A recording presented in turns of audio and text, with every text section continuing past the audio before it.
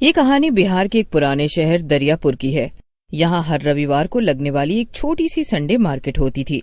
इसी हाट से थोड़ा बाहर निकलकर एक मोमोज का ठेला लगता था, जिसको विभा और उसका पति मोहन हमेशा आते जाते देखा करते थे, लेकिन कभी दोनों ने रुककर उस पर खाने का नहीं सोचा। इस औरत को देखकर तो लगता है जैसे कितने पैसे वाली होगी और बेचती मोमोज है। किसी किसी का मन करता है ऐसे काम करने का। जरूरी नहीं है कि पैसा नहीं है तो ही ये काम किया जाए। हाँ, वही मैं भी सोचूं। मार्केट अंदर है तो ये मार्केट से हटकर क्यों मोमोज बेचती है? इसको तो कॉलेज या स्कूल के बाहर बेचना चाहिए ये सब। छोड़ो, हमें क्या। और तुम भी क्या क्या सोचने लग जाती हो किसी के बारे में भी। चलो बैठो, घर चलते हैं। वो दोनों बाइक पर बैठ जाते हैं, लेकिन विभा मोहन के साथ बैठ तो जाती है, लेकिन उसकी नजर उस स्टॉल पर ही रहती है। वो ये सब ध्यान नहीं देती। मोहन समझ जाता है, बड़ी अजीब औरत है, जाने क्यों यहाँ ठेला लगाती है। और अगर पैसे वाली भी होगी तो कितने पैसे होंगे इसके पास? अब उसके बारे में सोचना बंद करके बताओगी क्या खाना है? चाउमीन ही खिला दो। और मैं नहीं सोच रही उसके बारे में। विभा के दिमाग में फिर भी वो लड़की आ ही रही होती है। रात को मोहन तो सो जाता है, लेकिन विभा मन ही मन सोच रही होती, कुछ तो बात है, कोई फायदा तो जरूर होगा उस लड़की को, तभी तो वो वहाँ मोमोज लगाती है। हमेशा लाल लिपस्टिक फैंसी कपड़ों में खड़ी रहती है। ऐसे कौन मोमोज बेचता है? क्या वो कुछ अलग डालती होगी अपने मोमोज में? अब सो भी जाओ विभा, कब तक सोचना है मोमोज के बारे में? अरे नहीं, मैं वो नहीं सोच रही हूँ। दोनों सो जाते हैं। कुछ दिनों बाद विभा गर्भवती हो जाती है। दोनों बहुत खुश हो जाते हैं। मोहन अपनी बीवी से बहुत प्यार करता है। मेरा ऐसी हालत में कुछ कुछ खाने का जी हो रहा है, क्या करूं? अरे ये क्या सोचना, मैं हूँ तो मुझे बताओ क्या खाना है। विभा मोहन को रोज कुछ लाने को कहती है और मोहन वो लेकर भी आता है। एक दिन की बात है, विभा की तबीयत कुछ ठीक नहीं थी। सुनिए, आज मेरा खाना बनाने का बिल्कुल मन नहीं है। क्या आप आज बाहर खा लेंगे और रात में ऑफिस से आते समय कुछ लेते आना? हाँ कोई बात नहीं, तुम आराम करो, मेरी फिक्र मत करो, बस बताओ तुम क्या खाओगी। हाँ, सही बोलूं तो मुझे उस औरत के ठेले वाले मोमोज खाने हैं। बस इतनी सी बात, मैं आज लेते हुए आऊंगा। तुम बस हुक्म किया करो मैडम, तुम्हारा नौकर हमेशा तुम्हारे लिए हाजिर है। क्या आप भी मेरे नौकर थोड़ी हैं? वो तो आज पता नहीं क्यों बस मन हुआ ये सोचकर कि वो अपने मोमोज में आखिर ऐसा क्या डालती है, क्या पता कुछ अलग स्वाद हो। मोहन विभा की ऐसी बात सुनकर जोर से हंस पड़ा और विभा से विदा लेकर ऑफिस चला गया। ऑफिस से आते समय उसको मोमोज का ठेला दिखाई दिया। क्योंकि विभा प्रेग्नेंट थी तो मोहन लंच लेकर भी नहीं गया था। उसको भी बहुत तेज भूख लगी थी। क्यों ना जब तक ये मोमोज बनाएगी तब तक खा लिया जाए। एक काम करता हूँ, एक प्लेट यहाँ खा लेता हूँ, बाकी विभा के साथ खा लूंगा, इससे विभा को भी अच्छा लगेगा। मोहन ने सोचा, आज संडे मार्केट नहीं था तो मोहन ने देखा आसपास कोई नहीं था, सिर्फ वही औरत लाल ड्रेस में लाल लिपस्टिक लगाई खुद ही लेकर खा भी रही थी और बाकी के मोमोज गर्म करते हुए गाना गा रही थी, जैसे उसको किसी से कोई मतलब ही न हो और वो खुश हो। तभी मोहन ने धीरे से हिचकते हुए कहा, एक प्लेट कितने का देती हैं आप? मोहन को अपने पास खड़ा देखकर वो घबरा गई और जल्दी से प्लेट नीचे रखकर बोली, 1 प्लेट 60 की आती है और उसमें 12 मोमोज होते हैं।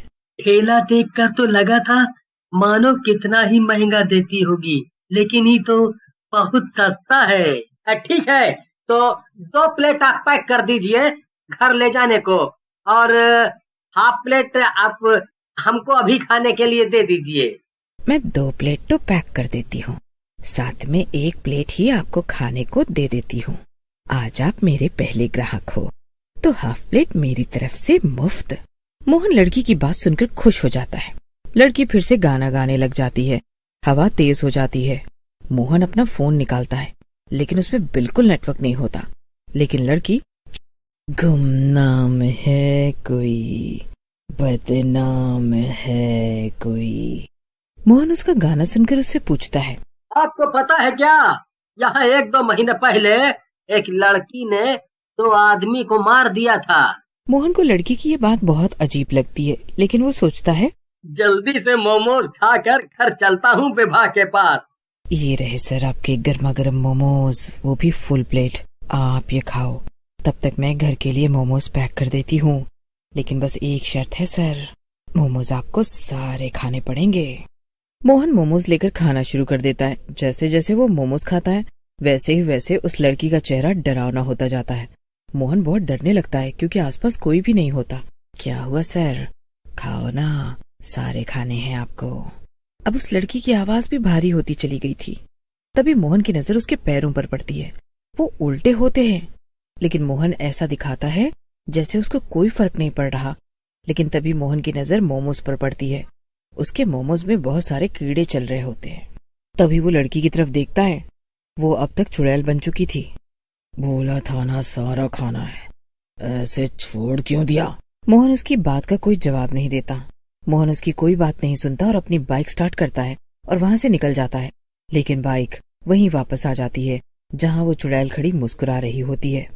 तू अपने पैक किए हुए मोमोज को तो लेकर ही नहीं गया, ये भी तो ले जा। चुड़ैल उसकी तरफ बढ़ने लगती है। मोहन फिर से बाइक स्टार्ट करता है, फिर वहीं आ जाता है। क्या हुआ, और मोमोज खाने हैं? मोहन डर के मारे रोने लगता है। वो जहाँ से भी जाता उसके सामने वही चुड़ैल आ जाती। वो बहुत थक जाता है। कब तक चलाएगा, अब कुछ नहीं हो सकता। फिर एक अलग सी ही आवाज में चुड़ैल बोलती है, आपने अपने मोमोज तो खाए ही नहीं सर। मोहन बहुत चिल्लाता है, बेचारा, ये सब तेरे ही मोमोज हैं, खा ले इन्हें, खा ले। लेकिन मोहन एक बार फिर हिम्मत करके अपनी बाइक शुरू करता है। वो बाइक चलाते हुए आंखें बंद कर लेता है। तभी उसको सामने से 2 पुलिस वाले दिखाई देते हैं। वो उसको बुलाते हैं। अरे ओ जी, ऐसा कौन बाइक चलाता है? लगता है इसने पी रखी है सर। क्या हुआ है तुझे? पी रखी है क्या? पता है ना, पी कर गाड़ी चलाना मना है। मैंने नहीं पिया है, मैंने चुड़ैल के मोमोज खाए हैं, वो मुझे मार देगी। ये क्या बहकी बहकी बात कर रहा है? मैं सच कह रहा हूँ, मैं आपको उसका ठेला भी दिखा सकता हूँ। मोहन पुलिस वालों को उस जगह पर लेकर जाता है जहाँ वहाँ मोमोज वाली होती है। लेकिन अब वहाँ पर कुछ भी नहीं होता और ऐसा लग रहा था जैसे वहाँ पहले कभी कुछ था ही नहीं। मोहन को यकीन नहीं होता अभी जो सब हुआ वो एक झूठ था। मोहन की हालत अब बहुत खराब हो चुकी थी। उसकी तबीयत के साथ साथ उसका मानसिक हालत भी बहुत खराब होने लगा था। दोनों पुलिस वाले व्यवहार के बहुत अच्छे थे। उन्होंने मोहन से कहा, चलो मैं तुम्हें तुम्हारे घर छोड़ देता हूँ, यहाँ कब तक ऐसे परेशान रहोगे? मोहन पुलिस वालों की बात मान लेता है, घर पहुँच जाता है। घर पर उसको जैसे ही विभा देखती है रोने लगता है। क्या हुआ जी आपको? किसी ने कुछ किया क्या? किसी ने आपको मारा क्या? विभा बहुत घबरा जाती है। उसने मोहन को ऐसे बेबस कभी नहीं देखा था। जी आप लोगों का बहुत बहुत शुक्रिया जो आप इन्हें घर तक लेकर आए। पुलिस वाले चले जाते हैं। विभा मोहन के पास जाती है और बैठ जाती है और पूछती है। मोहन रोते रोते उसको सारी व्यथा बता देता है। मुझे लगता है उसमें कुछ तो गड़बड़ है, पर इतनी बड़ी गड़बड़ मैं तो आपको वहाँ कभी नहीं जाने देती। अगर मुझे पता होता, मेरी ही गलती है ये सब। अब आप कभी उस रास्ते से मत जाइएगा। आप मुंह हाथ धो लीजिए, मैं अभी खाना लगा देती हूँ। मैंने मैगी बनाई है, आज वही खा लेते हैं। कल से मैं घर पर ही खाना बना लूंगी। मोहन उठकर अपने वॉशरूम में चला जाता है। मुंह धोते हुए उसकी नजर शीशे पर पड़ती है। शीशे पर खून से लिखा होता है, सर आपने पूरे मोमोज नहीं खाए हैं ना? मोहन की नजर एकदम से विभा की लाश पर पड़ती है, जिसको देखकर मोहन को हार्ट अटैक आ जाता है और वो भी मर जाता है। चुड़ैल का मकसद अब पूरा हो जाता है और वो जोर जोर से हंसने लगती है और फिर गायब हो जाती है।